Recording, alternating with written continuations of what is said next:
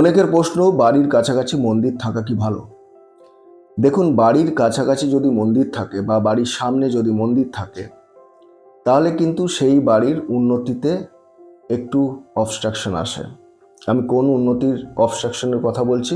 অবশ্যই ম্যাটেরিয়ালিস্টিক উন্নতির কথা, ফাইন্যান্সিয়াল উন্নতির কথা।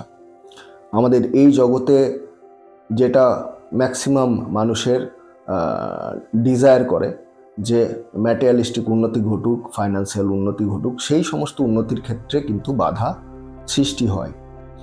কিন্তু স্পিরিচুয়াল গ্রোথ বা স্পিরিচুয়াল আপলিফমেন্টের জন্য, অবশ্যই আধ্যাত্মিক লেভেলের উন্নতির জন্য, গ্রোথের জন্য কিন্তু মন্দির থাকলে ভালো। কিন্তু ম্যাটেরিয়ালিস্টিক গেনের জন্য কিন্তু কাছাকাছি, বাড়ির কাছাকাছি, মন্দিরের কাছাকাছি বাড়ি না করাই ভালো। কারণ মন্দিরের এনার্জি লেভেল প্রচুর হাই, এবং সেই এনার্জি লেভেল কিন্তু সহ্য করা মুশকিল যদি সেখানে বসবাস করতে হয়, সেক্ষেত্রে অবশ্যই। তাহলে যদি কোনো জায়গায় মন্দির থাকে, সেই তার কাছাকাছি, খুব কাছাকাছি কথা বলছি আমি, বাড়ি না করাই শ্রেয়।